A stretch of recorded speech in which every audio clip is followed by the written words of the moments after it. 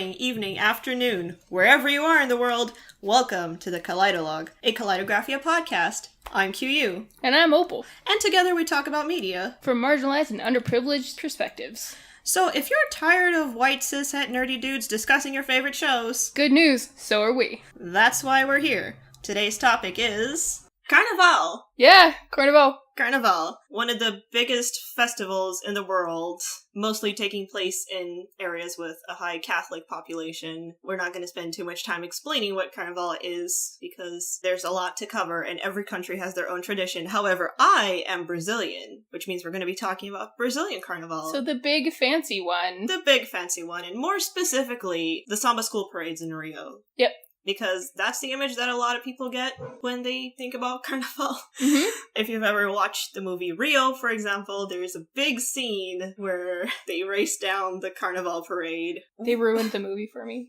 It's fine.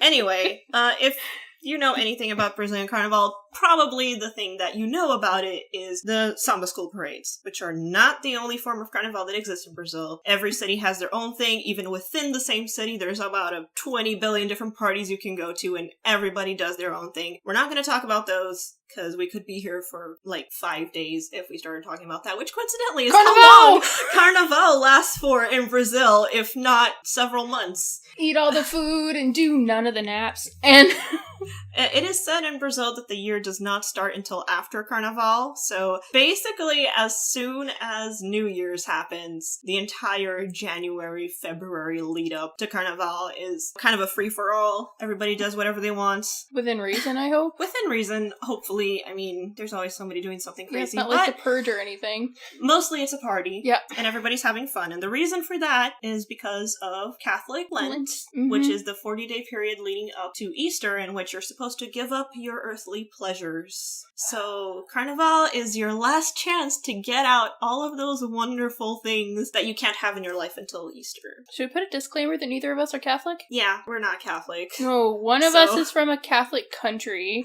I'm Brazilian, so I understand a lot of Catholicism, but I am not a Catholic. And I don't do religion, so... Yeah, let's not get into that, but that's essentially what Carnival is all about. Brazil is, enormously Catholic. Mm-hmm. In Brazil, Carnival has morphed into this giant party. The whole country stops for a week. That's all you get to do during that week, basically. Which, segueing to the themes of this Carnival this year, there was a lot of the alternative religions going on in Brazil. We're going to cover that in a little more detail when we actually get to the topics of this year's parades. But first, let's talk a little bit about what a Samba School parade actually is. Actually, what is a Samba School? A school that teaches Samba, even though from what you've told me, they're more almost full entertainment schools. There's a theater section and a composer section and a dancing section, which has many sections inside of it that has the flag, generally her partner, which I don't remember the name of, Master something? Yeah, Mestre Sala. Yeah. Yeah. And then there's also the Samba kids, the rest of them that do Samba, because I don't think the boys do, sorry for the heteronormative language, Mestre Sala? Mestre Sala? Yeah. I'm not going to be able to say that quickly. Mestre Sala. I can generally pronounce Portuguese words alright. I don't think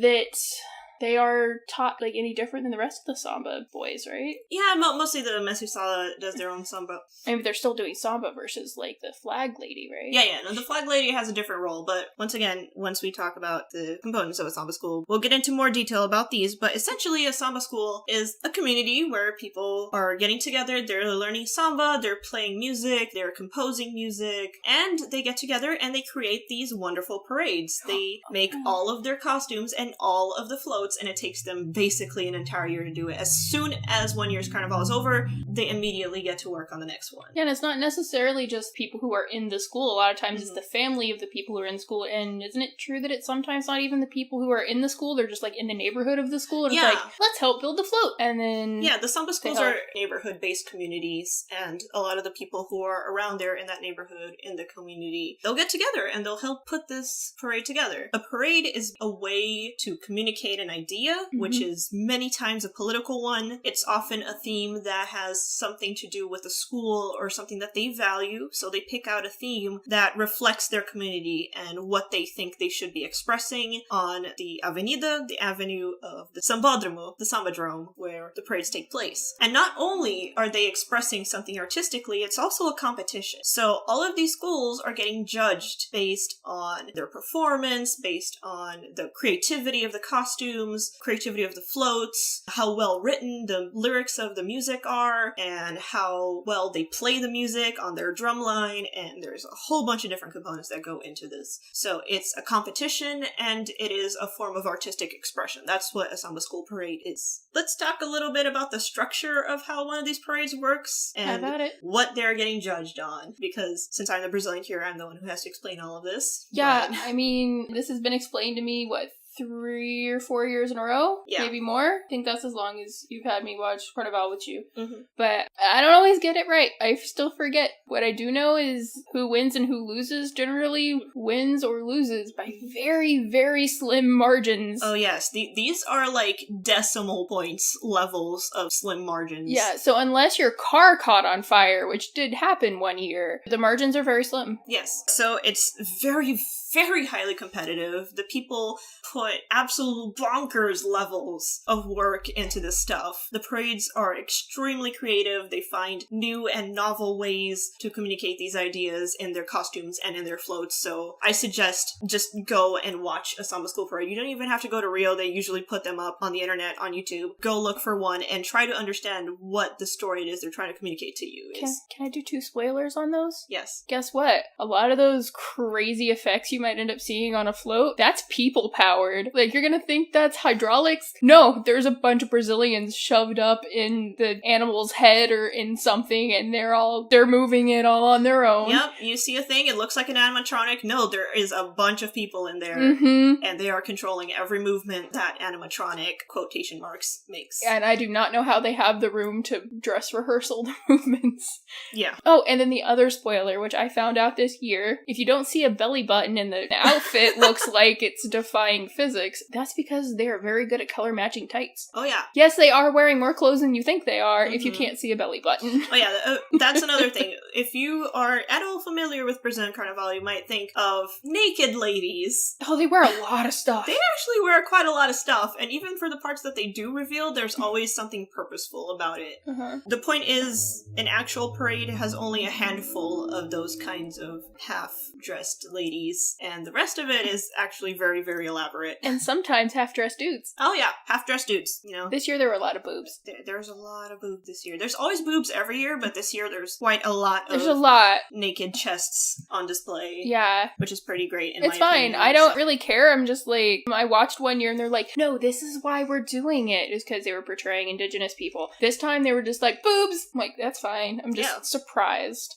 The structure of a Samba School parade. The first thing you're gonna see as the parade rolls in, well, first of all, you're gonna be hearing the music. It starts early. There's a drum line. It's called a bateria, and you have instruments such as drums. You have a sound that comes from an instrument called a cuica, which is like kind of like a high-pitched it sounds like a squeegee. Noise. It sounds like a squeegee, but it's called a cuica, which I think is a good name for that particular instrument. The thing from what I can tell with most Brazilian Portuguese names of things is that generally a lot of them are onomatopoeias if it's a thing that makes a noise. That includes the birds and a lot of the instruments. There's one the shaky. Yeah. So this is an instrument that comes from African percussion, and it's essentially a gourd with a sheet of beads all around it, and when you shake it, it makes a shaking noise, and it's called a shikere. Shikere. Which is just amazing. I love the shikere. It's giving me a heart attack every time the guy throws it up in the air. I'm like, don't do that! Oh no! You better catch it, please. Yeah. That has nothing to do with anything. They also have a small little instrument that is similar to an ukulele and is in fact related to the ukulele, which is called a cavaquinho. Cavaquinho. Which is essentially the same shape, but the strings are tuned differently. And they're steel. And they're made of steel. There's all sorts of different instruments. There's a pandeiro, which is like a tambourine. We had frying pans this year. Oh yeah, there's frying pans. You can add pretty much anything you want to the bateria, but the main traditional components of it are going to be those instruments that the judges are going to be expecting to hear. If the judges can't hear those instruments, instruments, and if you're not playing them well, and if the rhythm is all off, you're gonna get points off for that. Rhythm's everything. Rhythm is everything. And dancing. And the other element of the music is, of course, the lyrics.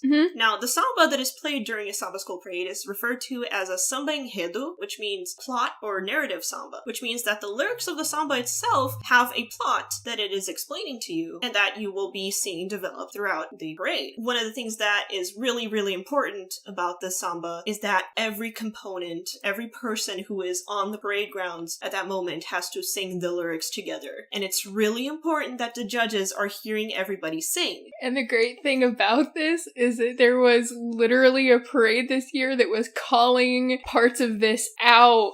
Mostly that some of the foreigners wouldn't actually sing along, and they're just like, you don't get to be in the parade unless you can do the samba with us. Yeah. Not the dance, but the you need to be able to sing along. And one of the things that'll happen is what they called a paradinha or a paradão, which is when the drum line will stop for a couple of seconds so that you can only hear the voices of people singing. And it's a very risky move because you have to prove that your school is singing. So they'll stop the drum line, all the rhythm stops, and the voices of the school will carry the narrative forward for a couple of seconds, and then the drums come back in. Wait for the beat to drop. Yeah. When the beat drops, it drops hard. And everyone starts bouncing at the same time, too, because I noticed that people stop bouncing when the drum stops, because they're like, words, words, words! And then as soon as the drum happens, they're like, boing! And then they just do that for like about 2 minutes, and then they go back to a less boing until it drops again. Yeah, and then they'll start dancing again, which is great. Obviously, the lyrics of the samba are very important. They have to be well written, they have to have a good melody, they have to express both the story, the literal story that you're trying to tell with the parade, as well as the metaphorical, political, cultural story that you're telling. Because all of this is a way of conveying that culture to the next generation. You're expressing the things that are important about these events, if you're referring to a historical event or if you're referring to a particular time or place.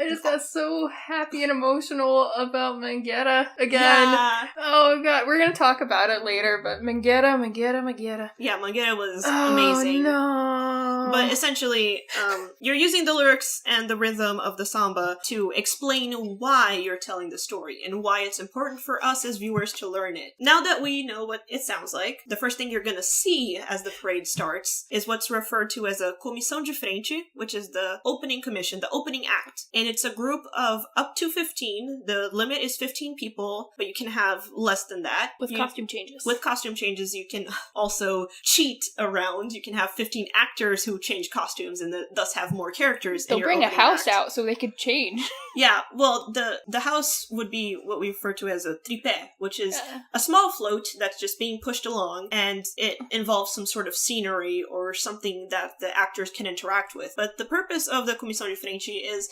basically to introduce the story. So they'll often stop in front of the judge's booth and they'll perform a mini play of just a couple of minutes long that will express the meaning of the parade in just that one little condensed piece of theater. I'm still tearing up about Mangueira. Yeah. It was so great. Mangueira was amazing. I'm sorry. I'm just gonna be like that. It was just... I just gotta say, by the time we get to talking about the actual parades, and especially Mangueira's parades, I cannot guarantee that I will not cry. I might be crying on air. I don't know. We'll see. Already trying not to.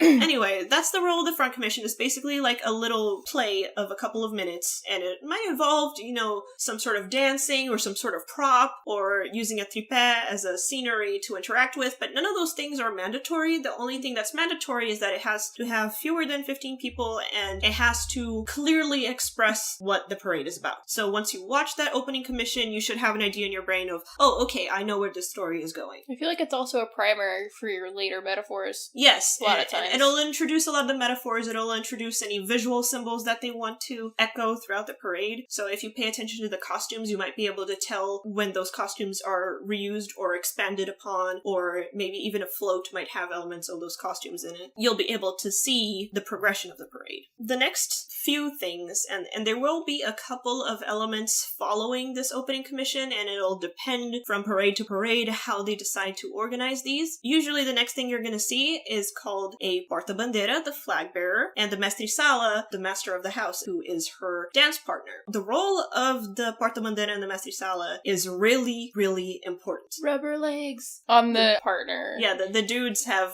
very rubbery legs. I'm very sad that they don't focus on the male samba dancers more. Probably because they're like, look, naked girls! Which, I mean, everybody's like, ooh, naked girls! But, like, which a lot of times they're not actually naked. They're wearing a lot. They just got, like, important parts more exposed than others. But, like, the guys are off spinning around and rubber legging everywhere, and they're so much fun, and they're so sassy. Yeah. They just swish. They got capes. They go... The role of the flag bearer is really important because they are carrying the flag of the school. The female dancer, and traditionally she's female, but however we have seen in a few parades... I was so happy! men in this role, which is amazing, but traditionally it's going to be a female role.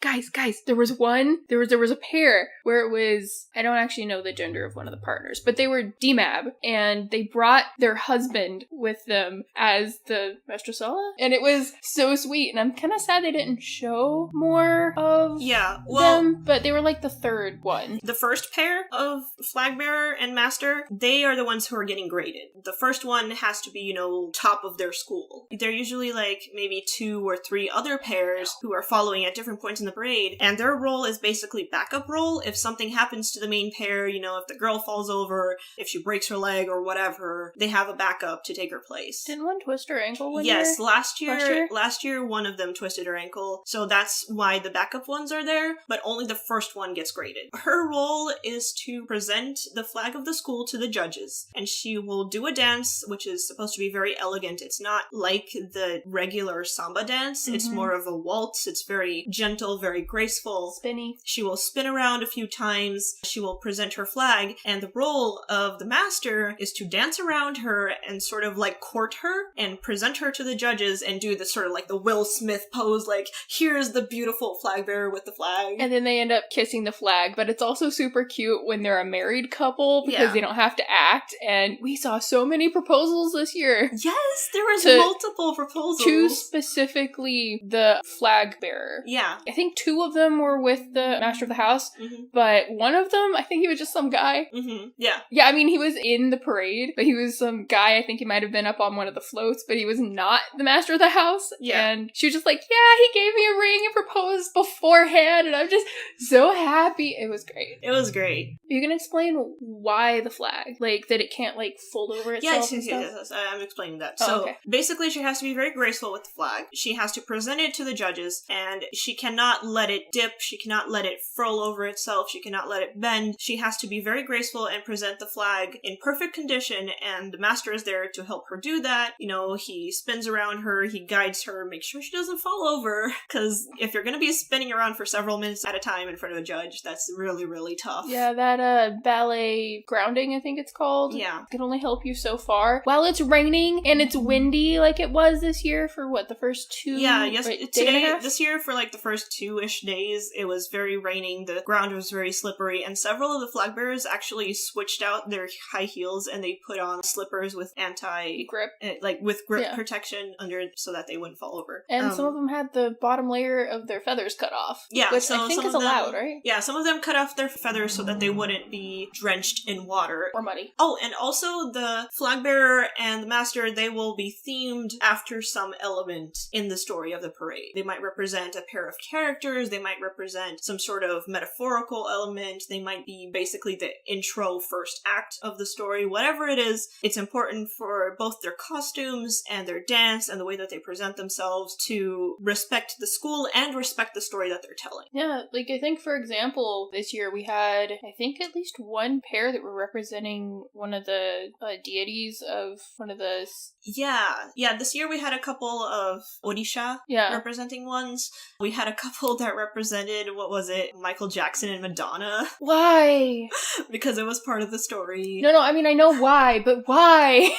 It was pretty funny. And a couple of years ago, there was one pair which... Shrek! Thanks for spoiling it. Doesn't matter, I was gonna do it earlier, I've been holding it in. It was great. Okay. It was so great. I went and looked for it later, and the quality was so bad on every video I found, I couldn't show people, and it was just devastating. Yeah, they were not the first pair that year. They were one of the backup pairs, but they came dressed as Shrek and Fiona because the theme of that year's parade was beauty standards and challenging beauty standards, and I just thought that was just magnificent. It was great, and they were beautiful. They were beautiful. Everything was great, and they were totally in character. You know that Master of the House was ogreing it up. Oh, yeah. And they're probably like, because they're not the first couple, so he doesn't have to be as, you know, the way he was. He was able to Shrek it up if Shrek could Samba. Yeah. So that was one of my favorite pairs of all time. There was also another year, I think it was last year's actually, where the theme was gender roles. Do you remember that one? They had two pairs up at once. They had, I think it's actually Mangueras that year, I believe. It would be Mangueras. And they had a pair that was both dressed in green and the other pair that was dressed in pink, and that's because Mangueras' school colors are pink and green. And at one point they actually switched partners so that the two flag bearers were dancing with each other and the two masters were dancing with each other. I don't remember this. Yeah, that was during the gender roles parade. Did I yell about it? Probably. I don't really remember. Yeah, I believe that was last year's. I'm gonna have to go look it up again. If not last year's, the year before that. But... Thank you, Manguera. So they play an important role both structurally and in terms of story to show what this parade is about and how you decorate them and how you present the flag and the school. Starting to think I might have a favorite school. Yeah. Oh no. So usually that's the second thing you see after the front commission goes by, and there's going to be a couple of what we call alas. And an ala is a block of people who are all dressed the same, and they all have a costume that's related to the story. And some alas have special qualities to them. One of them might be ala of only children, so they're showing off, you know, the youngest members of the Samba School and showing what they're able to do. In one of the schools, they had two baby flag bearer and master of the house pair. Yes. And they were little. They were so super tiny. Little. It was so cute. I think they were the third pair. They were the third pair, right before the festistas. Yeah. I just said that badly. So you might have an ala of children, you have an ala of pasistas, who are, you know, the samba dancers, the ones who will eventually ascend to, you know, to the higher ranks of the school. Yeah, they're trying to become muses and queens. Muses and queens and all that stuff. And you might have alas that are for the composers, or for the old guard, or for other important sections of the school. The baianas? Or the baianas, but the baianas are their own kind of special thing. The alas, most of them are going to be normal alas that, if you want to be in a Samba School parade, you can go there and you can pay them for a costume. They will give you a costume. You will wear it. You will walk in the ala along with the other ones. And that's how a lot of people get into the parades, even though they're not part of the Samba School. And then that one school this year just called all of it out. Yep. Basically, they were like, you can't be in ours unless you can sing. Yep. And apparently a lot of foreign people try to get in there. They ended up interviewing one Russian guy who was like... well, the Russian guy could sing. Yeah, well, that's the thing. They were gonna let him in unless he could, and that's what the announcer lady said. She was like, I guess he's allowed here. He doesn't know what I'm saying, but he's singing. You might have choreographed alas, which are alas that either perform a specific dance or they will move around and do a particular scene for the story. So this year we also had one where... there was a stunt driver on a motorcycle who came up and down a hill that was part of the float right behind him. And with a real motorcycle, With a real motorcycle. And so all of the alas had to step out of the way. So those were choreographed alas because at set points during the parade, they would move aside and they would let this happen. Or you might have a particular dance or a particular scene that you need to enact. Yeah, I think there was one, because sometimes the choreography is kind of hard to see because sometimes it's just like zigzags. Yeah. Or it's not quite on camera and they didn't move around enough yeah. to be able to see. But there was one that was pretty drastic, and I don't remember which school it was or what they did, but there was one that they did a thing. There was one, what was it? It might have been one of the political ones where it was like... Probably. I remember those ones. Yeah. It was the one with the goat. Yeah, it was the one with the goat. Yeah, the one with the goat, like, there fighting. There was one about goats, guys. The goat fighting against the coxinhas. Hey, but I'm not gonna go into that. Brazilian politics, it's a mess, but anyway. It's about to be messier next year. It's gonna get messier and messier as we go forward. So watch next year's Carnaval. They're gonna say some stuff. Yeah.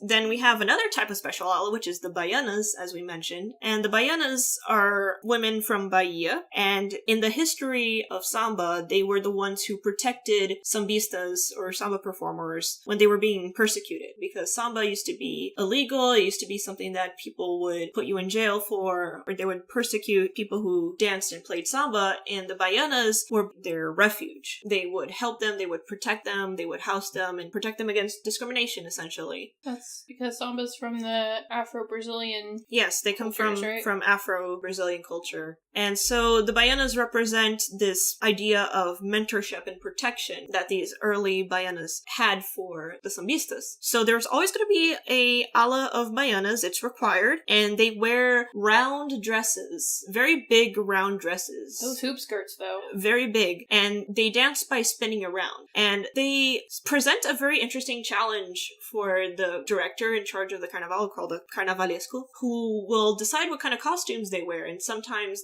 the costumes are really well thought out. They will have costumes that are meant to be spun around like that. And they might be round shapes or things that reflect the fact that they're going to be spinning around. Oh, remember those crowns from this year? Mm-hmm. Wow, those were so pretty. They had, like, crowns, but I think there were a couple baiana ones that tried to do crowns, but this one was from one of the blue and white schools. I don't think it was Portela, but it was it was one of the other blue and white. There's a lot of blue and white and red schools, but this is one of the blue and white ones, and they basically had, like, these molded things that made, like, the crown shapes. Is the crown metal shape that went around the dress. Yeah, but it was hollow, so unlike the other one that was gold and red that wasn't hollow, this one was, like, a dress and then the shape. Yeah, it was super pretty. Yeah, it was amazing. That's another really important ala that you're going to see. So, depending on the school, they might choose to put one of these first, they might choose to put a regular ala first, they might start with an ala of baianas, which you can do it, but it's kind of rare. Usually the baianas are elsewhere in the parade. After the ala, the first one or two, there's going to be the first car. And the first car is called the abri alas. I'm probably terribly tall. Yeah, and it's called the opening of the alas. And essentially, it's like the first statement that the school is making about the story. What is the first act? The first chapter of this story? What the Carnavalesco chooses to put there is going to inform the next set of alas until the next car. It might be an introduction of a location or a particular idea that they're trying to express. And these cars, they can be gigantic. They can be enormous. Most of them are. I think these ones this year were even bigger than last year. I think they're just getting progressively bigger. Yeah, no, they just keep getting bigger and bigger every year. Yeah, which, by the way, yes, they do break down. But the thing is, you can count as one car if you tie it to another. Yeah. And you can have that one do the tugboat thing. Or you can have them push it and it still counts. Yeah, like, so this year there was one car that had an issue and the tugging part broke apart, and because they tied them together with a rope, it still counted as being one car. I'm surprised they didn't put more ropes on it. It was just one rope. It was just one rope. Oh, yeah. And if the motor breaks down, you can get behind it and push it and stuff. I think it still points off, though. It depends on how badly it breaks down and how it affects the other things in the parade. But anyway, you're going to have a set of alas after that develop the theme that was introduced by the car, and then you're going to have another car, and it's going to be chapter 2, and then that one is going to inform the next set of alas that follow after that. And throughout all of this, you're going to have in the middle the bateria, and they're coming in, they have a sound car, they have their singers who are connected to that car, and they're going to be singing all throughout in the middle of the parade. And then about halfway through, there's a hole, and so the parade stops, the bateria backs into the hole, and then the parade can continue, and they're going to stay in that hole until the end of the parade. And their best queen is attached to the drum line. Yeah, so that would be the Rainha de Bateria, which is basically their best female samba dancer. Because she has to sit there the whole time because she's with the drum line. Yeah. So the drum line basically starts. I don't think they just show up halfway through, right? They have to, they're playing they have to be there the entire time. They come in with the school, they go in the hole, they stay in the hole throughout the entire parade. She has to dance with them the whole time. Yeah, basically. So that's why they put the best one out there. And then at the end, the bateria comes back out of the hole and they end the parade. And the parade is going to end depending on which class you're in, because there are different denominations for like class A school, class B school, class C. The ones that you usually see on TV are called the special series series, and the special series are the top of the top. They are the highest scoring schools. They're Mangueira. Mangueira is one of the top And ones. Portela. And Portela. Beija-Flor. And Beija-Flor. Yeah. Which, by the way, they got the catchiest plot sambas, because let me tell you, I was humming this one after we were done this year, and I did it last year, and I did it the year before that. They just got the catchy ones. In the special group, the time limit is 1 hour and 15 minutes. So you gotta get your butt out of the Sambadrome before that gate closes, because if you go over time, that's gonna be points off, and with how competitive these schools are, even just 1 point off can put you out of the game. And they don't restart it if one of your parade people decide to jump onto the wall that has just been closed out of excitement and then fall over onto the other side. They luckily do not restart the clock. Yeah, that happens sometimes. She's But so excited. now those are all the essential components. You're going to have your cars with, all the most essential characters on it. There are going to be people called destaques, where they embody a certain character and they're going to be on top of the car. Some of the cars have, little mini plays that are being shown on them, or some of them are more about the environment. Some of them are more about the dancing. Whatever it happens to be. This one had a furry contingent. Oh, yeah. This one had multiple furry contingents. There are several furry contingents. Yeah. But by the time all is said and done, everybody's gone through the parade. They're going to be judged on the story, on how well the parade conveyed the story, on the music, on the bateria, on their flag bearer, all that stuff. And another thing that they're going to get judged on is how steadily they were able to progress throughout the avenue until they get to the end. No gaps. You can't have any gaps. You can't have something where, you realize, oh no, we only have 10 minutes to get to the end of the parade, and then you suddenly speed up and everybody's going super fast. You can't have these sudden changes. You can't stay stopped for long periods of time. Everything has to progress at a steady beat along with the music. Everybody's going at the same rate. You get to the end at the same speed as you arrived. Yep, and all the dancers have to be in beat with the drumline, and the singers, which they're not called impressionists, but the word looks like impressionists. Interpreter. Yeah, not impressionists, interpreters. Interpreters, yes. I think the only gap you're allowed to have is the one with the bateria. Yeah. When they're going into the hole. Yeah. That's the only one you're allowed to have. Yeah. Once the bateria starts going into the hole, there's gonna be a gap just because, you can't move the entire ala around without leaving a gap there. Although some schools have found creative ways to solve that problem. Some of them will back into the hole, so they'll go forwards first, and then they'll leave a smaller gap, and then they'll go backwards into the hole. Another school this year, they brought in a second ala in between their bateria, and so when the bateria went into the hole, they left the second ala behind. Yeah, they did it with the pastistas. Which effectively filled that gap without them having to leave a big blank space as they went into the hole. So there's lots of creative ways you can solve this problem. So all you marching band nerds, guess what? The bateria, it is also choreographed.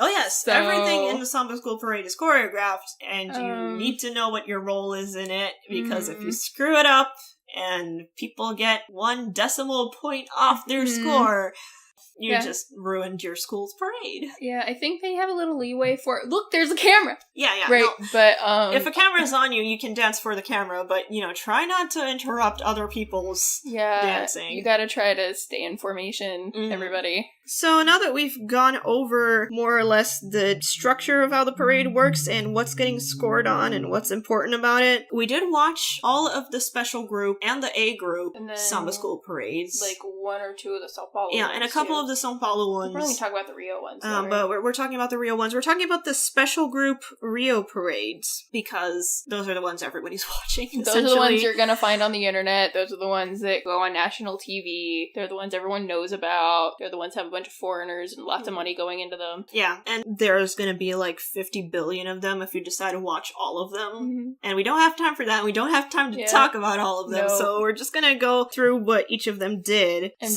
by the way, when I say foreigners, I mean non-Brazilians. I'm not saying...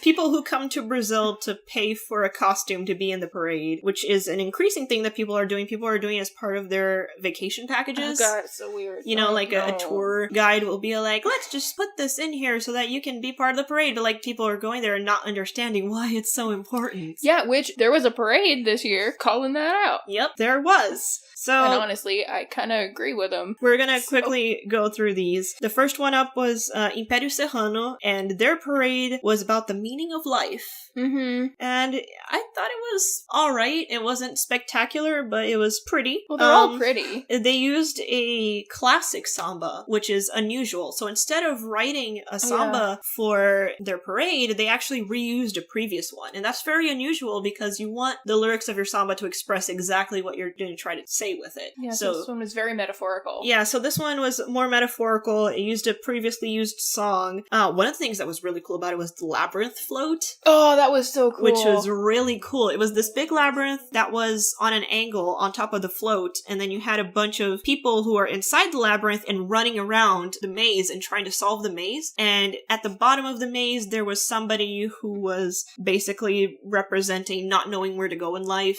and the person at the top of the float was the person representing trying to be a good person and trying to do the right thing in life. So it was just a brilliant visual metaphor for trying to express that idea. And when seen from above, you know, when the cameras were flying above it, it just made a really striking visual. It's one of my favorite floats this year. I think it was like the coolest one in that parade too. Mm-hmm. Yeah. Oh, they also had the flag bearer on top of a platform. Oh yeah. They had their own little car. Yeah. Doing that. Oh, and they were covered in LEDs, guys. And she had like a spiral of LEDs going up her. So when she spun, it was...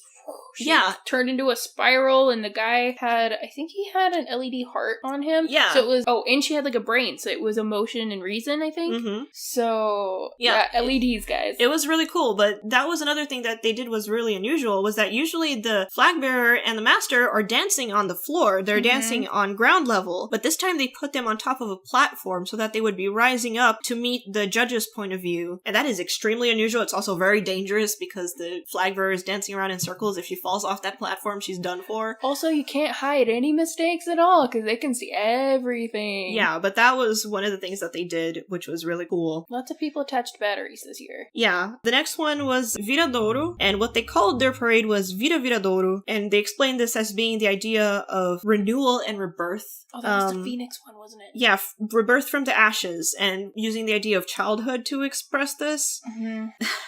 I wrote here in my notes, I wrote sprightly child. Oh yeah, okay. Throughout this, not a sprightly child.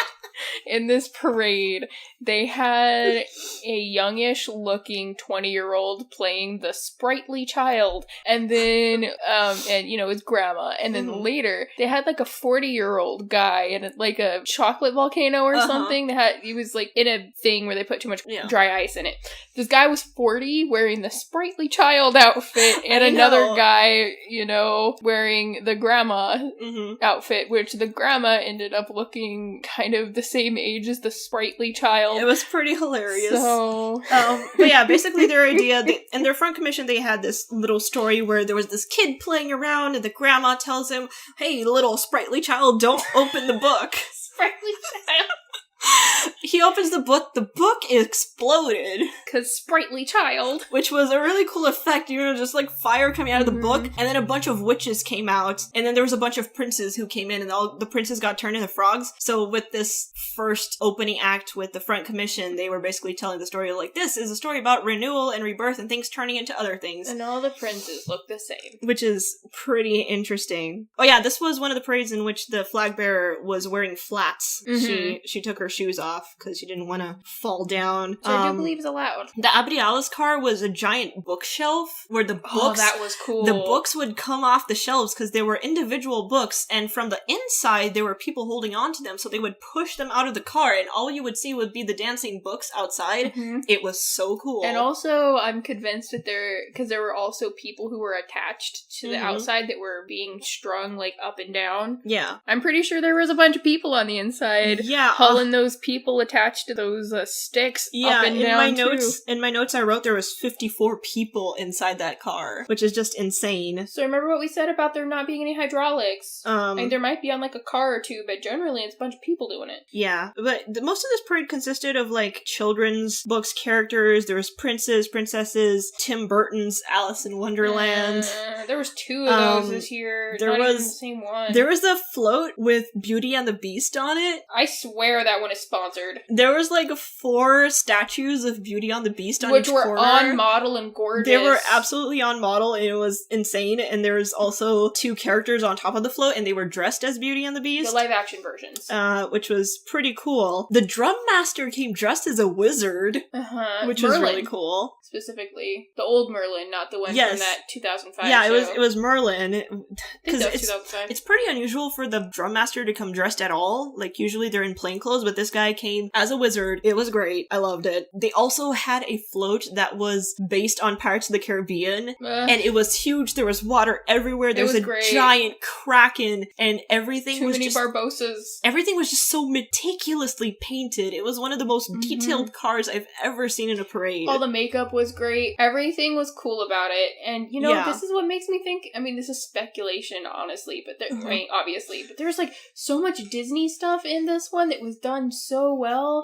Especially those Beauty and the Beast models that look like they got ripped out of Disneyland. I'm like, what? I wonder. Yeah. I wonder. Who knows? Maybe they were sponsored. Oh, God. I wonder. That was also the parade that had a bike stunt in it. So what we said earlier, they had the motorcycle going down and out and up into the car, and the whole float was decorated like a cemetery, and so people would be hiding inside the graves, and then they would pop out of the graves. Was it Ghost And Rider? then the last car, the Phoenix car. Oh, the Phoenix car was the best one. Which is absolutely mind-blowing. So I think that the great strength for this particular parade was the quality of the cars, which were so beautifully decorated. Yeah. This one, the last car had a big phoenix that was flying over the car, and then there was a group of people who were dressed as flowers, and they had these umbrellas that would open and close. And be the blooms. So they would close them all up, and then it would just be a pile of ashes, and they're all like curled up down into the float, and then the phoenix would fly over them, and then they would all open up their umbrellas and turn into flowers, and it was just magical. It was so great.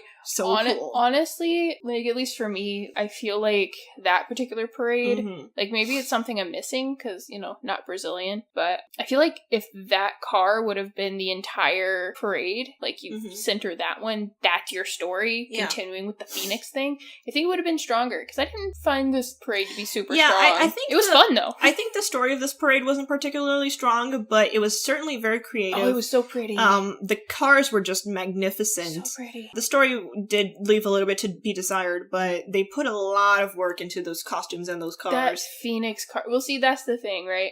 Is like, there's so much work has been put into this. These are community things, right? Yeah. So even like the worst of the parades is still like, great job, guys! You did it! You got it on! The cars hopefully went, and even if not, you got it to the Samba Drome. Is it M or N? M. Drome. You got it there. Congratulations. Y'all made all the costumes. Yeah, Some of these guys had to get it done in like a month or 2 because their warehouse burns down. By the way, warehouses catching on fire seems to be very common. Unfortunately, you have like tons and tons of flammable material crammed into a warehouse. Yeah, I don't remember which school it was, but one of the schools had their stuff catch on fire like a month before. Yeah. And they were like... I think it's one of the A series ones. Yeah. But, and it looked great though. Like, I know it's not one of the special groups, but what they were able to do in a month looked amazing. Yeah. Didn't it? Yeah, It was like, it looked like you worked all year on it. Honestly, like they're all just absolutely fantastic, and they get so much shit done. I can only imagine how much pressure they must be under. Lots of aunties. Lots of grandmas. lots of moms. aunties, lots of grandmas. The whole community coming together. Whole thing. They probably got like little 5-year-olds being like, I'm gonna glue this cup here. Yeah, the next parade we saw was QU, which with the theme of whoever never did this. And that grammar translated. I know, it doesn't make that much sense in English, but honestly, this parade was so boring. It was like mind-numbingly boring. It's the one that started with the drone emoji. Oh, the Emoji Movie one. Oh god, it was terrible. Oh, but the drone stuff that they did was really cool. I think that's the one they also had a guy pop out on a hovercraft, right? No, that was a different one. Okay, spoilers. They had an actual guy, a different school had an actual real-life guy on a a hoverboard popping out of a moving car, and this guy was a foreigner, so later on we found out that he only spoke English in common. But point is, they had a real guy on there, but wrong school. These guys had creepy floating emoji heads. They were basically like dressed up, and they had these like foam emoji heads, and there's like little drone bits sticking out the top of them, so at one point the drones would activate and then all the emoji heads would fly up into the air. But honestly, it was a really, really boring parade. It didn't really have anything interesting to say, which I feel bad saying this, but it's true. Like, in my notes I just wrote, kind of boring. Costumes not creative. Yeah, a lot of it was just kind of being, like, it felt like it was trying to... It was very preachy. It was very preachy, and I feel like it was trying to say something about... Like, the point was it was trying to talk about relationships in the digital age, but... That's not even what the parade was about. I know, but that's what the imagery was trying to say to me, because they were using emojis, and I think I actually came up with a better thing. It was like, oh yeah, the consequences of choice or something. Yeah, no, the imagery was very confusing. A lot of the costumes didn't make any sense. Like, I would look at them and I'd be like, what are they trying to say with this? And the commentators would explain what it was, and I'd be like, I didn't get that at all. Basically, it was emoji the movie. Anyway, Grande Hugh, I'm sorry, you were terrible. Next year, though, you'll do great next year, and we're proud of you for even getting anything made and out, so we can look at it. Yeah. And then Salgueiros, their theme was Xangô, and Xangô is an orisha of the Afro-Brazilian religions. It comes from Yoruba mythology, and it's present in Candomblé and Umbanda and other Brazilian religions that have roots in Yoruba. It was very elaborate and mostly explained things about the orisha and Xangô as like the Yoruba creation myth, and they were kind of conservative with their floats. Like, the floats weren't really that striking. I don't really remember any that stood out to me. The costumes were the costumes were very well done. They all were obviously African inspired because they come from Yoruba, and they were very, very detailed, which is something that I guess Salgueiro is very good at, is their costuming department, which was really interesting. But in terms of a story, I didn't really feel like it had much of a story. I feel like it was just educating on Xangô. Yeah, it basically explained who Xangô was. That was the one which with is the rock, fine. with You know, the it's rock great. guy, right? Yeah, it was the rock. It was this kind of like tripé at the beginning where it would like spin around, and like from one side it would come out as one of the saints that Xangô is considered to be, and then one of the other sides it would come up like a different person that he's considered to be. So it was explaining various like religious concepts. Yeah, it might be important to bring up before we go further with the orisha. Yeah. Ones is the orisha and the other Yoruba religions are synchronized religions. Syncretized religions, where the African religions came over with the slaves, and then it got smashed in Catholicism. Yeah. I'll let you explain it more, but yeah, I explain to the people who don't know. Essentially, they would take elements from one religion and combine them with another, so for example, Yemanja, who is one of the big orishas, she's the orisha of the ocean, she represents like motherliness and like caring for others and things like that, and she gets syncretized with the Virgin Mary. Mm-hmm. So in a lot of ways, they're considered to be the same entity expressed in two different ways. And they're all color-coded. So Yemanja is blue, Xangô is like red and brown, and each of them has like particular saints that they're considered to be the same entity of, and stuff like that, but it's really complicated. We don't really have the time to explain all of that. But just so that people understand why you're like, hey, a saint that he's associated with popped out, it's like, they might need to know. Yeah, so basically they're the saints that they got syncretized with, that they consider to be the same entity. Beija Flor, I actually didn't write any notes for this one, because Beija Flor, essentially, they reused ideas from a bunch of their previous carnavals. Yeah. They were making references to like other times that they won, or other times that they had notable stories to tell, and as somebody who, I mean, I have been watching Carnaval, but I haven't been watching them since the 60s, so so I didn't know what a lot of them were, and I don't feel like it's really up to me to comment on how well they did those. Sorry, that little bit I just did was their chant. Yeah, their samba was very catchy. Yeah. Oh, no, yeah, it's Beija Flor. I think I said that earlier. They're the ones with the catchy ones. Yeah, Beija Flor usually has pretty catchy ones. And it's just... yeah. Okay, so Imperatriz Leopoldinense, this year their theme was money. Oh, this is one of the hard-hitting ones, which was pretty cool. The lyrics were very good. Their opening commission was Robin Hood, and he was basically attached to this big, like, swinging, I don't know what you call it in English, it's like like, you guys know those swing set thingies? It's like a crane of some sort, right? Yeah, it's sort of a crane, but, like, we have rides like these in carnivals, right? Yeah. Or at theme parks. It's those things that are kind of like a carousel, but you do it on swings and wires, and they just spin you. Oh, so Mexican hat? Maybe? I don't... That's what you call that in Portuguese, a Mexican hat. It might be like that, but it was sort of like that, except it was one guy being spun, and he was running in the air. Yeah, he was being spun around. He would run around. More like Peter Pan, but like... Yeah, he was supposed to be Robin Hood, and he was just like tossing out like money into the crowd. Fake money, you know, obviously not real money, but... The schools had gifts for everybody this year. But they took...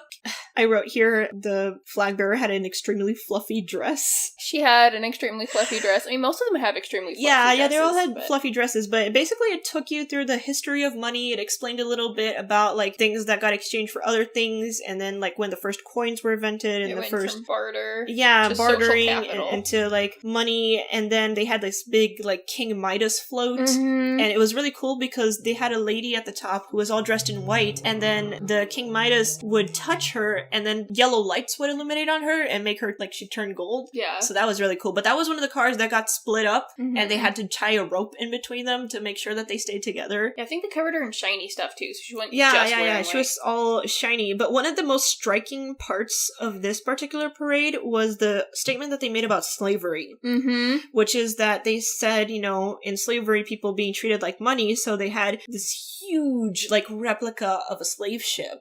And the inside of it was cut out so you could see through it, and there's, like, different levels of people, and they were all stood around it and, like, chained up to the sides of it. The sails had poetry written on it, which is a poem about, I guess, slave ships, but Gonçalves Dias, I think, was the name of the poet. All around them, all the alas that were around him were all entirely dressed in black.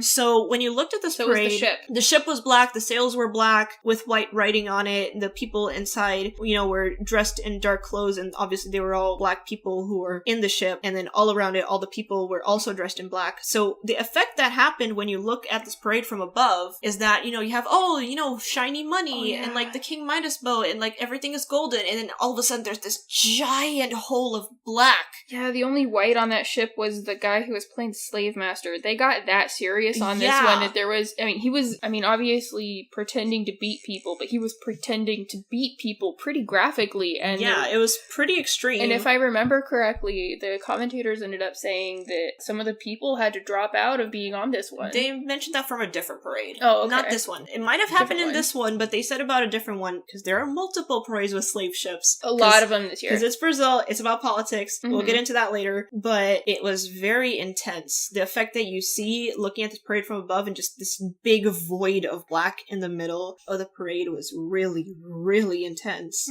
which was cool. And then eventually the parade goes on to talk about other forms of money, talking about bribery, talking about corruption, and eventually talking about social capital. Which I found really interesting because it's something that people don't talk about very much, right? Yeah. Like, even now in, like, all kinds of internet, even the kind that, even the one where we're generally live in, which is, you know, the North American-focused one. Yeah. No one talks about the real value of social capital. It can get you jobs, it can get you money, it can get, you know, it can be the difference between someone believing you or not, or you going to jail or not. It's important, so I'm really glad that they covered that invisible version of money. And I think that was right after the Bitcoin one. Yeah. There's also an ala that was talking about Bitcoin, which is also pretty cool. I thought that overall that parade was solid. Oh, yeah, they did really well with that one. I really enjoyed it. It's good. I really like the parades that actually are hard-hitting with their political things, because sometimes they're a little conservative, and they're like, we don't really want to hurt anybody's feelings, or whatever. Yeah. And it's like, it's Carnaval. Yeah. The next one was from Tijuca, and their theme was the history of bread. Which was very interesting. Yeah, it was pretty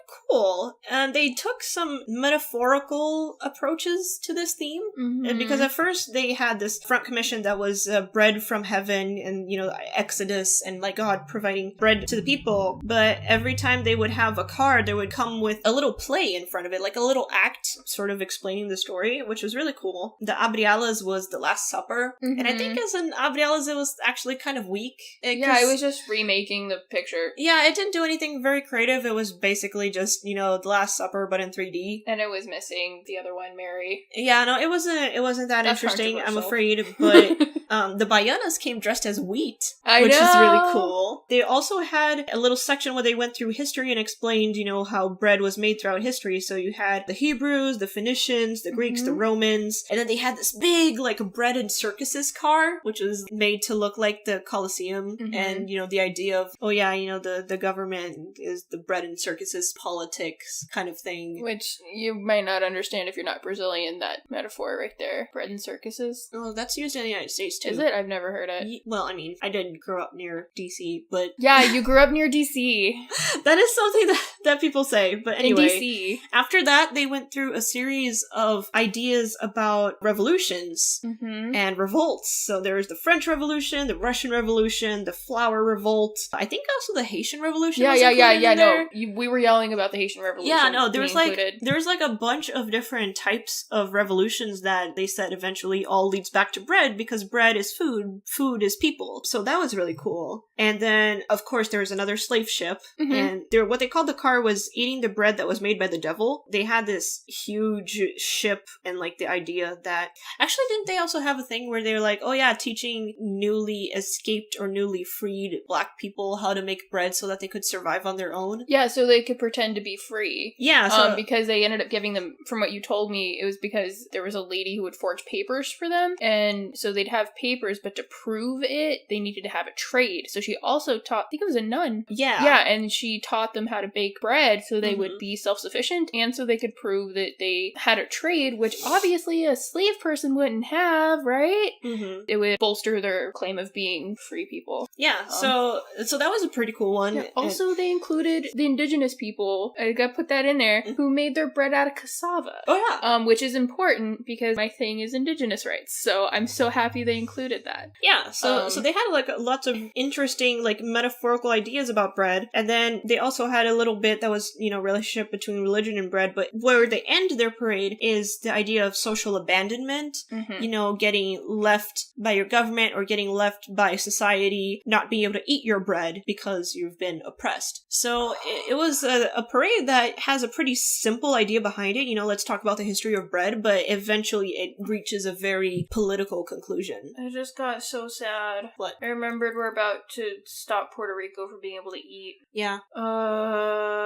Help Puerto Rico, everybody. Our government isn't doing it, so we need to, because we like Puerto Rico. Puerto Rico's great. Puerto Rico. Yeah. Is that a hashtag? I don't know. I don't know what the hashtag is, well, it should be. It's in my heart. Just because it was relevant to the thing, and I just heard about that today. And The next one was São Clemente, and their theme was Samba Sambo, or the samba has sambad. Oh, is that the one? Yeah, is that the one?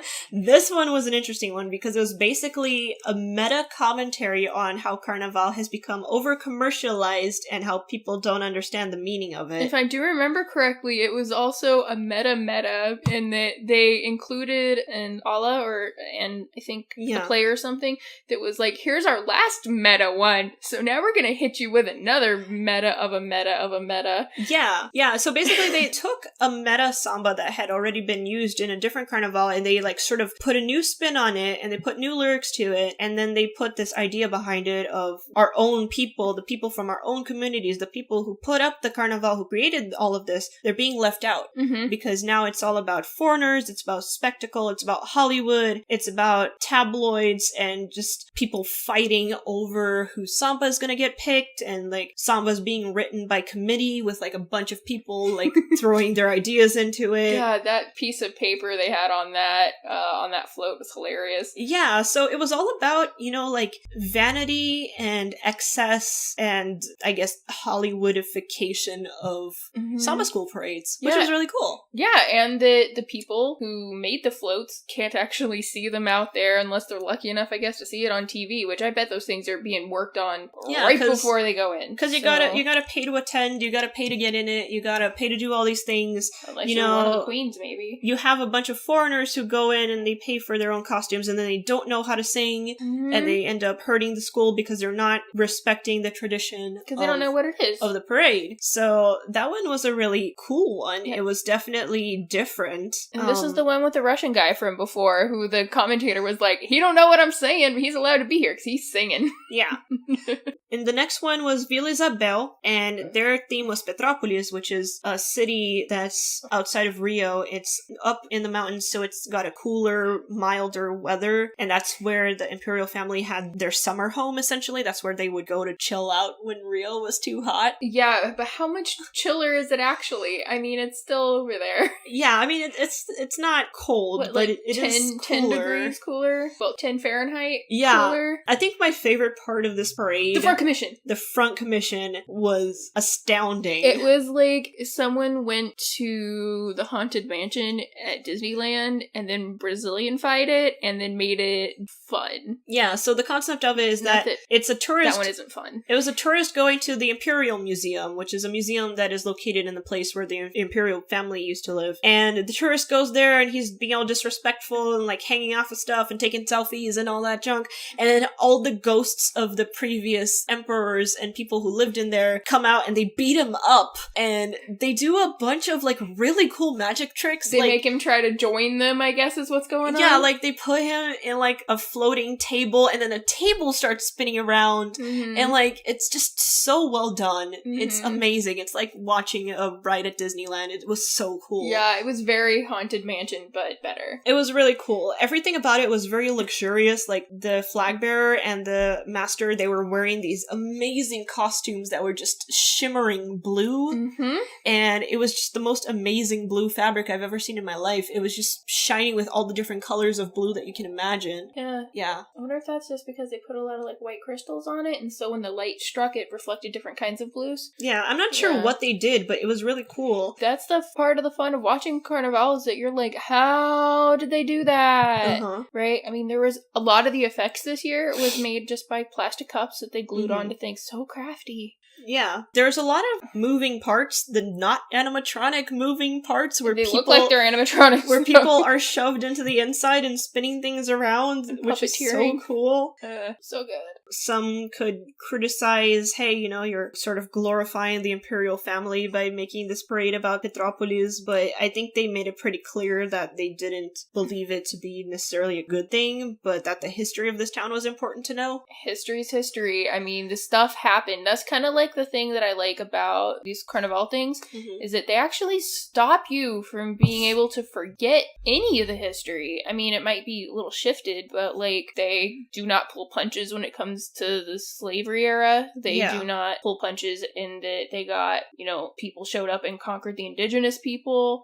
There's one parade that happened where they showed a bunch of different, I don't remember if it was in special, but they showed a bunch of the different tribes that aren't just the Tupi or the Guarani. Yeah. And it, like, I love Carnival so much for doing that because it's so easy to forget these things if you aren't constantly being reminded, and Carnival's about, you know, keeping the national history. Yeah, no, it's really cool. Like, the memory is there, the culture gets transmitted, they tell you about the history, they tell you about the things that you need to keep in mind, and they do it in this exaggerated, playful, almost comical sort of way. Except it's hard-hitting. But it hits you hard because it's telling you these things in a way where it's like, yes, we're making it lighthearted so that, you know, we'll pay attention to it, but the things that happened were actually really sad. Yeah, they'll start with fun, and then they'll smack you with the sad one in the middle, and they're like, there's hope at the end. Yeah, no, it's really cool. We're gonna cry about Mangetta. Carnival. I know, we're gonna cry about Mangetta. Okay, just letting you know once we get there. So the next one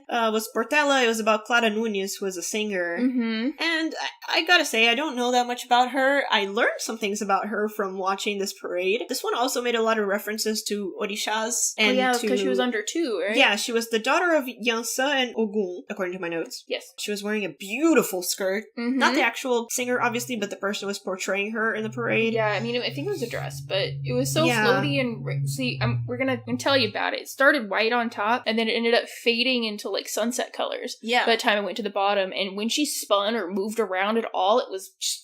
It was so great. It was dazzling. It was beautiful. Mm-hmm. And there was also lots of different references to Brazilian folklore and Brazilian culture, such as festivals that happen in Minas Gerais, which is where she grew up. There's also a reference to a painting by Tarsila do Amaral. By the way, I have a mug with that painting in it because when I went to Brazil, I discovered who Tarsila was, and I'm like, I love Tarsila's work, which, what was the name of that art movement? That was Brazilian modernism, also known as the anthropophagic movement. Okay, y'all should look it up. It's really cool. And by the way, this thing happened where Disney went down there in the 40s, I think, or 30s? It was the 40s. Okay, in the 40s. It was World War II. And then, you know how y'all love Mary Blair so much? Well, she went down there and her art style changed into the way we know it now, probably because she went to Brazil and saw Tarsila's work. Yeah, or work from that movement, because her work was very different before. Brazilian modernism was in full swing by that point, and they were using a lot of different ideas and stylizations that found their way into art movements throughout the world, and people don't really know about it. Yeah, Brazil changed Disney's look forever. Yeah, which is so cool. Which, by the way, changed the way their visual development looks now. But that's an aside. I have my favorite mug is got that very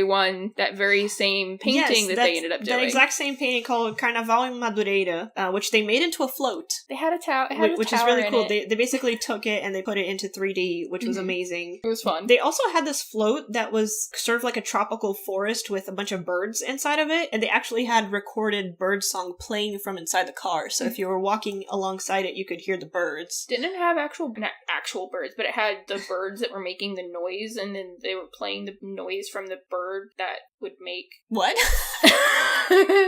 Hi, I can grammar. Didn't they have recordings of it, but they were playing out of the faces of fake birds? I don't know where they were playing them from, but they were playing alongside the actual birds that were in the float. Yeah, because I want to say there were birds in the float and their faces were moving. There's birds in the float. Also, okay, the next one is União da Ilha, and their theme was Ceará, which is a state in northeastern Brazil. And the first note that I wrote about this one is, holy shit, a guy on a drone. That's the one with the guy on the drone. That's the guy. He flew out of the top of the car and he just came out. It was just flying in midair. It was insane. He came out of a moving car to float around of his own accord. He was controlling it, by the way, and then had to figure out how to land inside a car and then do it a bunch of other times because he was the front commission. He was part of the front commission. Yeah, he was the introduction. And how big are the drones? The Samba drone is pretty long. I don't know exactly how long it is, but no, it's not a mile, but it's pretty long. Yeah, but yeah, so he had to do that over and over and over. Y'all thought the motorcycle was cool, and the celebration they had that the guy just made it to the end, they almost broke his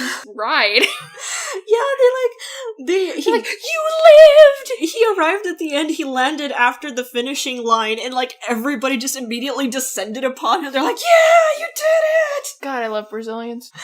It was so cool. But love Carnaval. This parade was mostly about Ceará, and they used real materials and real art, real ceramics and things that they sourced from Ceará, from actual artisans in Ceará, which is so cool because you got to see authentic, real art and costumes that they make there. That's how you represent if you can't bring the whole town with you. Exactly. They showed off the festivals, they showed off the art, they showed off the history of Ceará, and in the music, which is really unusual, is they had an accordion playing along. They had an accordion in the bateria, which sounded so cool. Oh, and weren't they also playing two melodies at the same time? One was forró, and then the other one was samba? They had a samba melody, and then it would sort of fade out, and then the sanfona would take over, and then it would be a forró melody that would play for a couple of seconds, and then it would go back. Sanfona, by the way, is the accordion. Yeah, it's the accordion that they use in northeastern Brazilian music. QU is code switching a lot. It's fine. I'm talking about Brazil. I know, but you gotta remember you didn't tell them what a sanfona was yet. It's fine. That one was really cool. I can't really say that it had much in terms of story development. I feel like it kind of started and ended in the same place. But they sure as heck honored Ceará, didn't they? They did an amazing job with those costumes and those floats. It was just beautiful, and the music was amazing. And all the artwork that they got from the Ceará artisans, it was great. Yeah. The next one was Tuiuti, and... Oh, these ones. Toichi was the goat politician. Yeah, I was very confused on this one. This has a lot of political metaphor that just didn't make a lot of sense to me all the time. Okay, the idea with this one, as they explained it, is that they wanted to do something lighthearted and fun, but also political. And they used as an example a goat that was elected to... Oh, yeah! Yeah. Yeah, okay.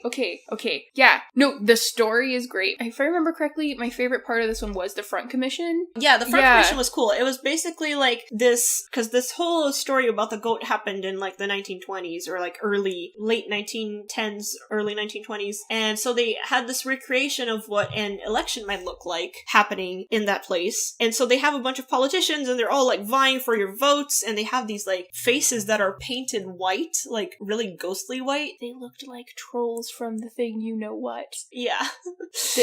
Didn't one of the Allahs, I don't know if it was from this one, but from another one, they literally looked like Homestuck trolls? Oh yeah. Oh no, I named it. Yeah. Anyway, whatever. I don't remember which one that one was from, but but these guys also looked like Homestuck trolls, and I think they were all on stilts. Like later on when they had them in the room, the interview room, they were way taller than everyone else. Yeah. I think they were on stilts. I don't know if they were on stilts or not, but they had this whole like characterization that they made for them. And then they would campaign, they would try to get votes, and then all these people in this town are there trying to like select one to vote for, and then they all like would run over them and like step on their backs, and like it was very obvious what kind of political message that was. And then a goat comes in on all fours with like heelys on their hands and feet. That poor guy had to do that. He said this, he had to do this for 3 months. Yeah, no, he had to practice that a lot, but he would come in skating around, spinning around like this big furry goat dressed up guy. This is another furry parade. It was. And then of course the people elect the goat goes to,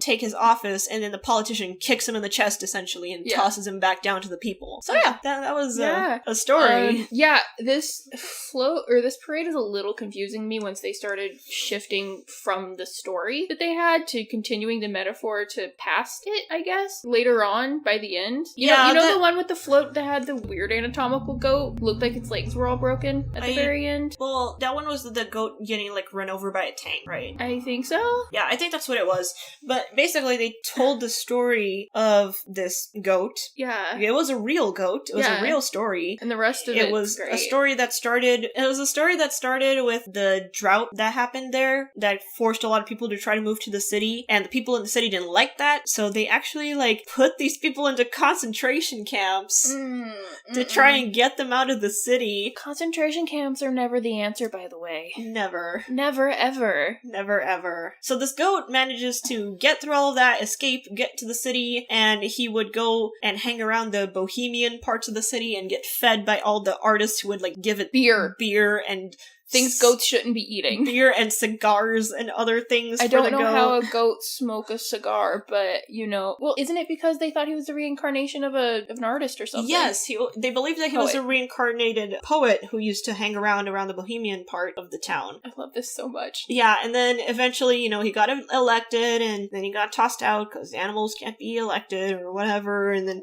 Watch him. It ends this story with kind of a scathing critique of neoliberalism and centrism, and their last float had some issues, so they had to yank a bunch of parts off and like toss it out, but essentially they had these quotes on the side of it that would say things like... that's the phone one. Yeah. It had these quotes on the side, and it would say things like... What was one of the things I said? It was like... Oh, it was like maids don't need... Something that amounted to maids don't need to go to school. Who's gonna clean my house? Yeah, maids don't need to go to school. Who's gonna clean my house? And things like racism doesn't exist, and like sort of, critiquing neoliberalism and stuff like that. Yeah, by the way, it's not only a US problem. Yeah, it's an everywhere problem. Even though the last car had some issues, they had to yank some of the parts off so that it would be able to go. It was still a very... it was scathing by the end. It was very scathing, and on the back, it had these banners that said, "Nobody lets go of the hand of nobody." Oh, and that's the same car that was covered in activists, wasn't it? Yeah, and there was all activists all over it, and so as the car was going down the parade, the people behind it, when they saw the posters, they would yell like, "Eli, no!" Which is, Oh, you're gonna have to explain the story of Marielle. Yeah, well, we're gonna get to that. Yeah, we're gonna do that before or after Mangela or during Mangela. Manguera, sorry. Yeah, so... Illinois is not him, is what it means. And it was the cry for people to not vote for Bolsonaro. Doing this again. Yeah, so anyway, that's what that parade was about. It was pretty fun. It was lighthearted. A lot of people expected great things from QU because they had an amazing parade last year, which is about slavery, and not just slavery as in the historical sense of the word, but slavery as in the modern sense where, like, we are slaves to the society that keeps us down. Oh god, that's the one that had apartment float, right? I think so? Yeah. Yeah, it was amazing. And so a lot of people were expecting good things from it, but they decided to go with a more lighthearted, fun, whimsical sort of theme, which I understand why they wanted to do that. It was out of an election. But it had a political angle to it. Like, they made that very explicit by the end of it. For those who didn't know and have had their heads shoved in a sand hole for a few months, Brazil has had recently an election in October, and they elected somebody who was in favor of their past dictatorship that ended in, 85? 85-ish, yeah. And this guy is trying to bring it back, and he isn't exactly pretending like he's not. So, for those who may not understand why this was lighthearted, it's because he just came out of that. Yeah. They're doing what we did in, March this time 2 years ago? Yeah. Like, basically it's sort of that release of tension where it's like, everything is in flames, everything is horrible, we need to smile a little bit so we can laugh while we cry. Also, we got a fight to start. Yeah. So. Speaking of fight, the next one was Mangueira. Crying already. Mangueira. Oh no. Mangueira was the winner this year.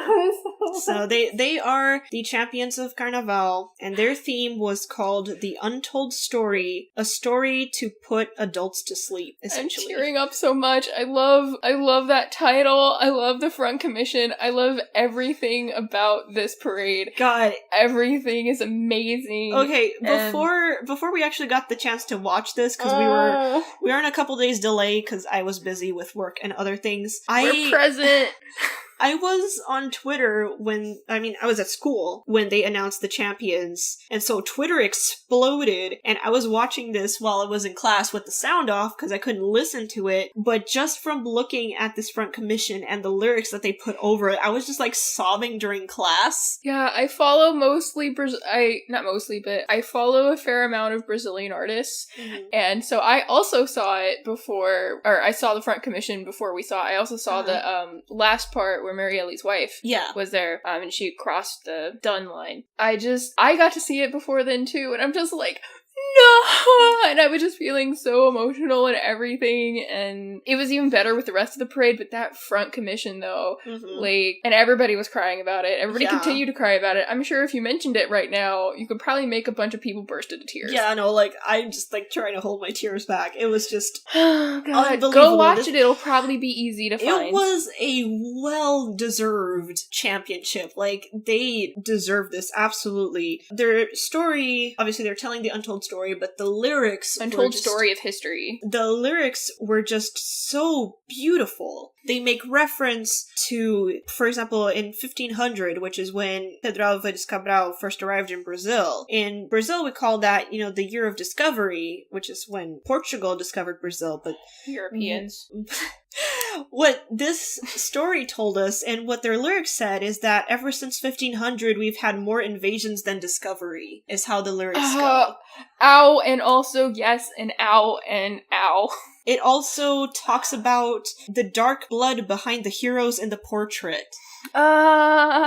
And other things like that. I'm so emotional. If I go back and I try to translate the lyrics, there's no way I can convey just how poetic and beautiful they are. It's just a really gorgeously written lyrics, but essentially calling out all these dark pieces of history that we claim to be good, and these heroes that we look up to who have actually done horrific things. So they were bad. They called out a genocide and slavery, and that they don't teach the stories of these people who are now a lot of the makeup of the country, but are also, the ancestors of a lot of the people, and that they, from their ancestral bits, are supporting all of these new baby Brazilians, but they don't get to be taught about them at all during school. Yeah. You don't know the history that isn't white and European centric, and it is awful that no one teaches this stuff, and I'm getting emotional because this is a thing, because it is bad when kids of color who are not European, a lot of these kids are mixed because it's Brazil. They don't get to learn this in school. They have to go find it themselves if they even think to do so, because sometimes you don't.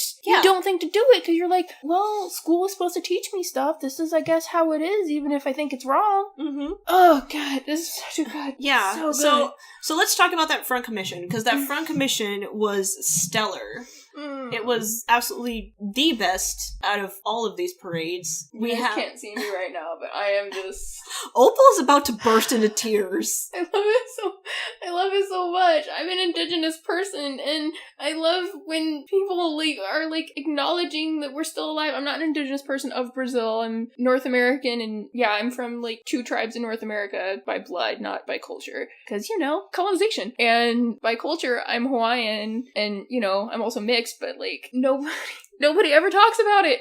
And I love it so much, and that it's being talked about, even solidarity, okay? It might not be me they're talking about. They are talking about not actual relatives, but people who are having similar issues because colonization, because Europeans are trying to wipe us out by culture, by history, by everything they could possibly do.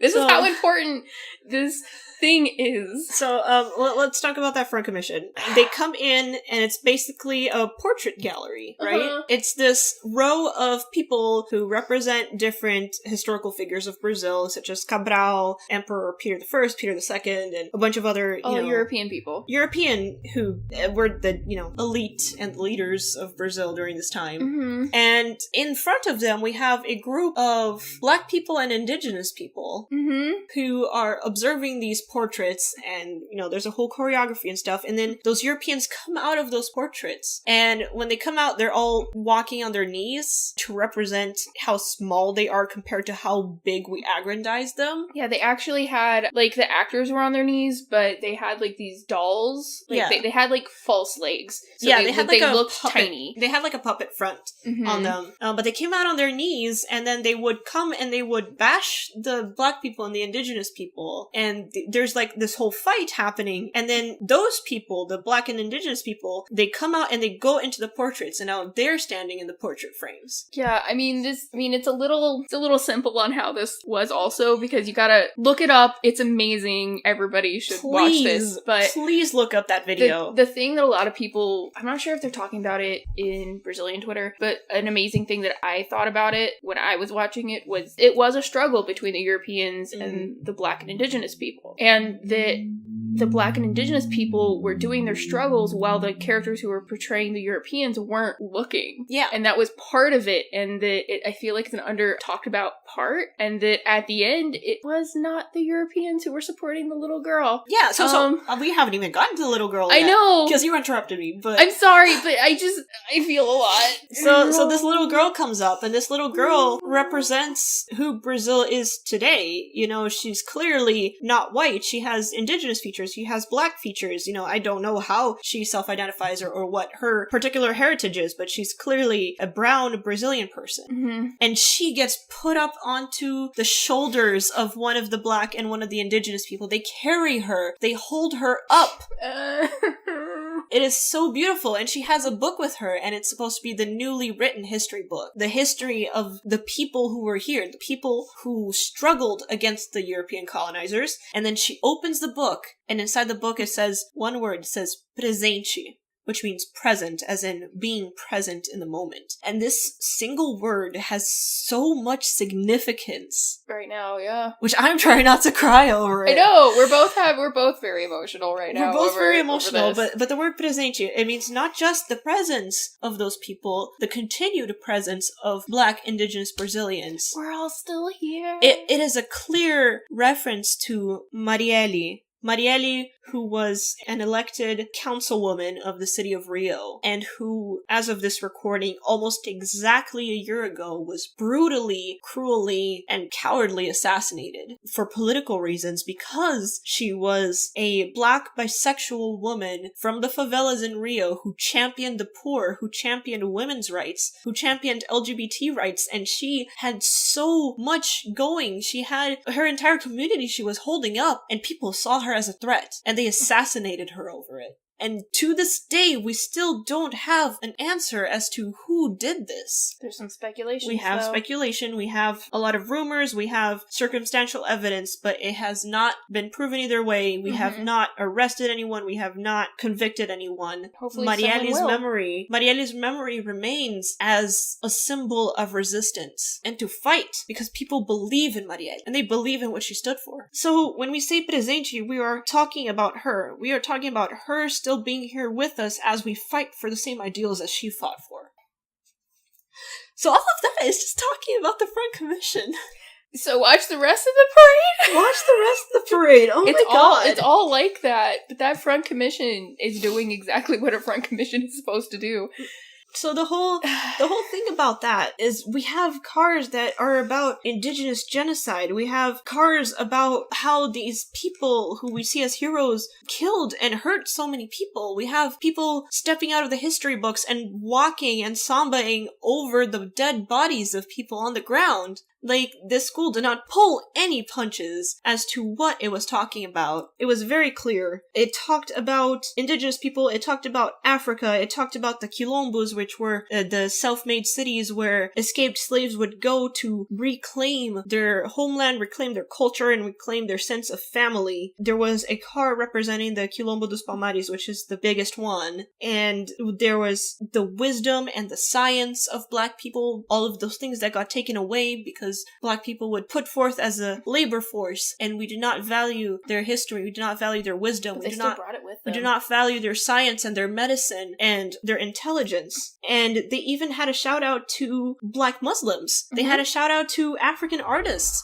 They had a whole thing about questioning what history might have turned out like if they hadn't done any of these things. Wakanda. And looking into the future, Wakanda style. I love how Wakanda has become a universal thing for people of color, but specifically Black people and Africans, people descended from African people. Yeah. Like, And then, Wakanda. Of course, parade ends with the Song of the People. The people marching as if a demonstration, carrying these flags with Marielle's face on them, with the faces of other people who have been killed or hurt or persecuted because of fighting against injustice. And among them was Monica, who was Marielle's wife. Mm-hmm. Not on the flag, herself. Not on the flag. She herself in the parade representing her wife. Honestly, I have nothing else to add to that. It was gorgeous. Watch the parade. Watch it. Watch it. It's on YouTube, hopefully. Yeah. Unless the people have taken it down. But, I'm not sure how strict they are. Yeah. But go watch it before it gets taken down, maybe. You don't even need to know what the commentators are saying, because we said it for you.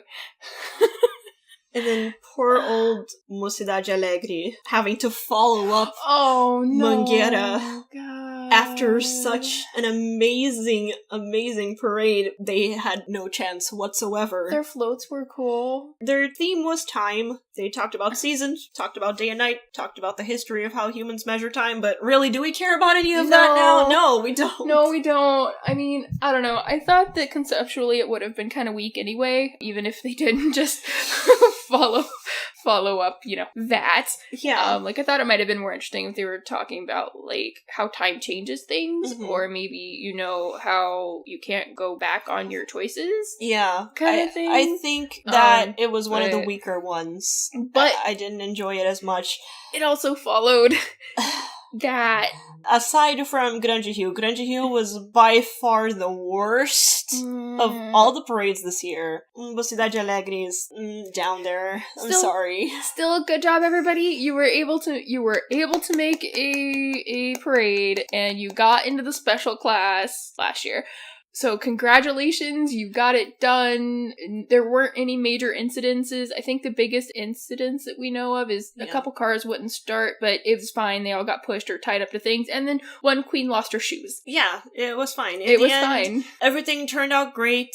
Carnaval was celebrated once again. Mm-hmm. Brazil put forth political opinions. Mm-hmm. Brazil put forth the values of its people. And this is what Carnaval is all about. Yep. One thing that I do want to address before we sort of ease out of this is how most of the political ideas that we saw this year were in the A series. Mm-hmm. There were multiple parades talking about liberty of religion and against especially the oppression of African religions, such as Candomblé, Umbanda, and all that. There were multiple of them, and when the parades were over and people would interview them, these people were crying. They were crying for their lives. This is what they believe in, and this is what they're being persecuted over. They had priests blessing these things, and one of them even had an actual priest in the parade, if I remember correctly. So there was a lot of, I don't know what the base religion is, Yoruba? Yeah, Yoruba. A lot of that. I just want to say that it seems like a lot of the persecution that's going on is going by the evangelical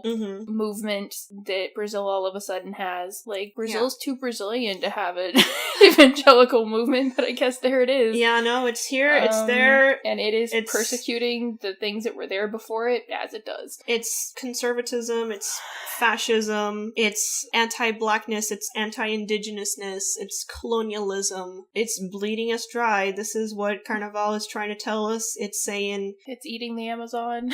It's saying, here's what matters to us, and here's what we want you to think about. So that's why Carnaval is so important. This is our collective memory, and specifically the memory of the communities that are built around these Samba schools. And it seems like it's also a protest. There are protests, and these are the stories that they want to tell us. So if you take away anything out of this episode, please just take away the fact that Carnaval Samba School parades, they're not there to just be pretty. They're not there to just be naked women. They're not there to just be, hey, we're having a party. These are stories. They're telling these stories. They want you to listen. So take some time out of your day, watch 1 or 2 parades. For the love of God, watch Mangueira's parade. Oh God, if you watch any of them, watch that one. Watch that one. And we hope that now you have a better understanding of what those parades are about. Yep, Brazil's more than the queens, which are the ones everyone thinks are naked, and soccer and beaches. Yep. It's more than that. Yep. Yep. So there you go. Bye, everybody. Bye. See you next time. See ya. Or hear you next time. Whatever. Podcast. Bye-bye.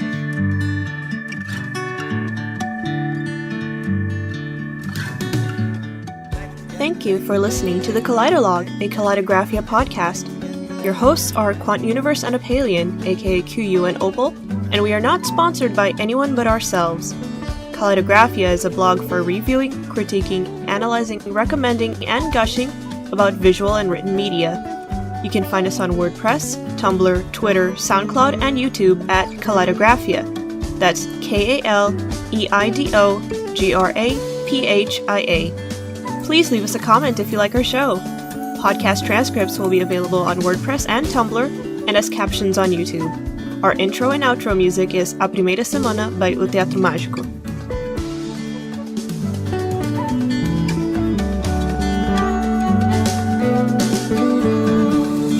Antes que o tempo acabe.